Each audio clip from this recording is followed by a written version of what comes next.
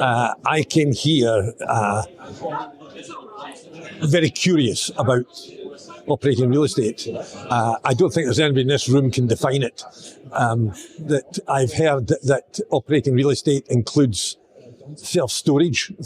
I've heard that it includes life sciences. I've heard that it includes residential. And of course, that's a nonsense. As far as I can see, the only thing that isn't self-storage or isn't operating real estate is monuments. Everything else has got some degree of operations in it. I think it's necessary if they're going to use a concept to solve problems. And that's the only reason why to have them. We have to be much more refined in what we call it. And there's two things that define it for me. One is that there has to be a participant involved in the real estate, whether they be customers or actors or audiences or whoever. And there have to be employees. And it's the interaction between those two that give the operating feature. What that means is that we're talking here about experienced businesses.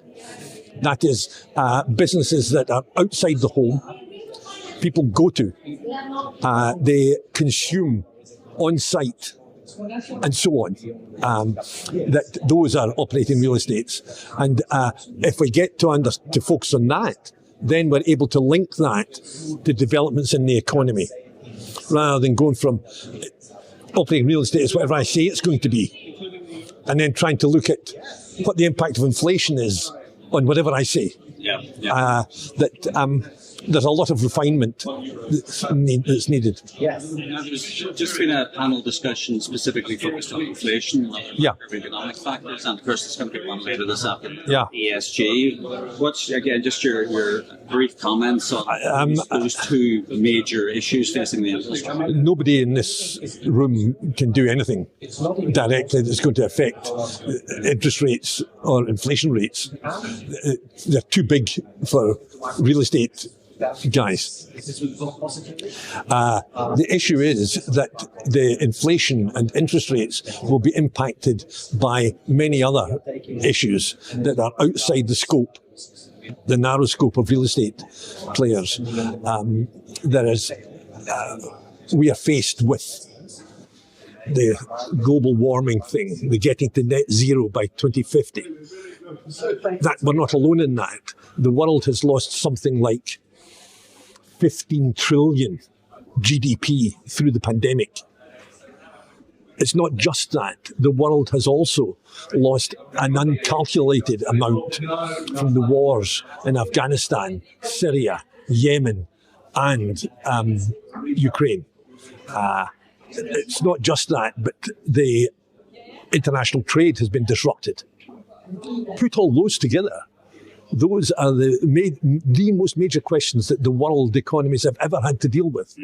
The nearest we can get to an estimate of the cost is that by 2050, it will need the world economies, every single one, to contribute to raising 500 trillion more than they're expected to raise. Those are the things that are urgently required to be developed. We have to develop policies, both government and corporate policies, which will tackle that and produce the growth that will allow us to solve those problems. If we don't, if we dodge it, and if we focus on tiny local issues like inflation or interest rates, it's just going to get more and more difficult as we go on. So we've never had a period in history where every economy in the world is confronted with those three problems that I outlined earlier, and that they have to resolve those. And if we don't, we die.